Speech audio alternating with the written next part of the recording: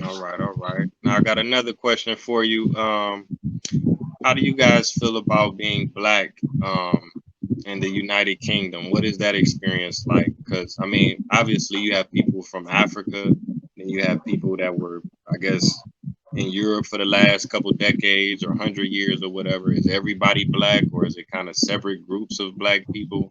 You know, how does that Yeah. kind of work? Um. Okay. In the UK, it's kind of okay because European history is slightly, a bit mad because obviously they brought slaves over into Europe to help build Europe, but in a lot of the European countries, what they did was that they exported the slaves back to the colonies.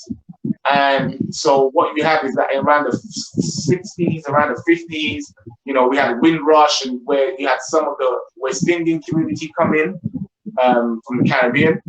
And then I think around the 80s or so, of that 1980s or thereabouts, you started having the African community coming in, and then I think I'm more East African, and then you have more the West African coming in the 90s. So you've had a little staggered drips and drabs of the community coming in. And what I've noticed, is that the communities kind of stick together, so to speak, because if you come into us, you can expect as a migrant, you come in, you don't really know anybody really, so you stick more or tend to stick more to your own community. And that's kind of how majority of they've kind of separated themselves into the little subdivisions like that. So you have the West Indian community, the African community, and you have the East African community. But within those communities, you obviously have the other, your Ghanaians, your Nigerians, your Congolese, et cetera, in between. But the Africans generally they interact generally well with each other.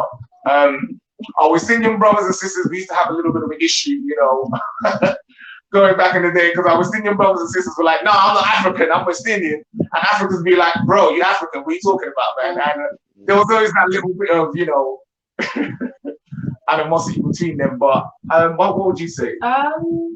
I would say essentially in the UK, we are just all deemed as kind of black, irrespective of where you're from. The different groups can recognize each other to say, even as Africans, being Cameroonian, we can recognize that, oh, those are Ghanaians or those are like Nigerians. Yeah. Whereas, but generally, yeah, there is this whole sense of that you're just black. There's not really that sense of identity that you do come from a different landmass and from a different place.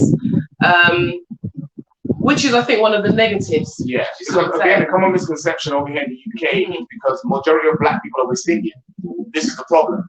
So they'll automatically look at you and say, "Okay, you're West Indian," and then they will attach the negative connotations that go with that they've been indoctrinated to think West Indians are like, And then when you tell them, "No, I'm African," then they've got those indoctrinations, those negative stereotypes of what they've been told Africans are like. So essentially, black people in the UK are a very small minority. UK has 70 million people, and of that, I would say black people are probably about 5 million. Yeah, you see what I'm saying? So, in a sense, we don't have the political power or group economic mindset as you have in the States. You see what I'm saying? And the European countries don't really connect, or should I say, black people in the European countries don't really connect with each other like that. You see what I'm saying? We still kind of stay in our loneliness, separated groups, so to speak, because this is coming from Africa, being colonized, would go to France or would go to Belgium, or, if it's a British colony, we'd go to Britain. So it's kind of a bit weird like that. It's kind of, we're not cohesive, so to speak, as one group, even though we're looked at as one group, saying you're black, that's it, and we don't have no status, we don't have, because they put black British, black this, black that, but it's like, there is no country called black, so that doesn't even make no sense. Right. So, Right. yeah, so go ahead. No, you got it, baby. But I'm glad you touched on that because when you go to different countries and different parts of the world, people may have a different interpretation or perspective of what's black. Like in America, black is a big thing. It's always talked about. Race is always defined. It's always rigid. You get what I'm saying? But maybe if you go to South America or the West Indies, it may be a little bit more loose, and people may just have a different experience with it. So it's good to have these conversations, not just say which one is better, but so you could just get a better understanding of how things work. So I wanted to ask y'all, what type of obstacles have you faced as far as being black in the UK? Maybe in comparison to some of the things that you see in America, like you mentioned George Floyd, or some of the things you may see that black people go through in other parts of the world. Is it a strong amount of racism? Is it brutal? Is it covert? Or what is the situation with that? I think not in the UK.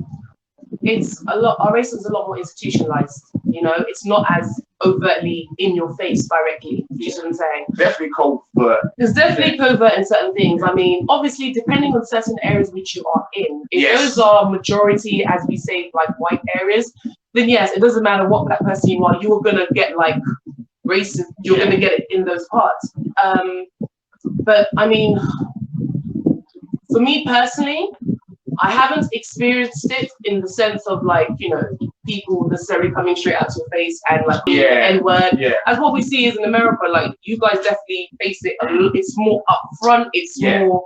It's much more in your face, your lived experience. But our racism does happen over here because what you'll see is that black people, people of color, on paper, aren't able to progress. You know, you'll see simple things like you could go to make the application in the bank, you could be having a good job. You'll see black people, well educated, good history behind them, not in any trouble.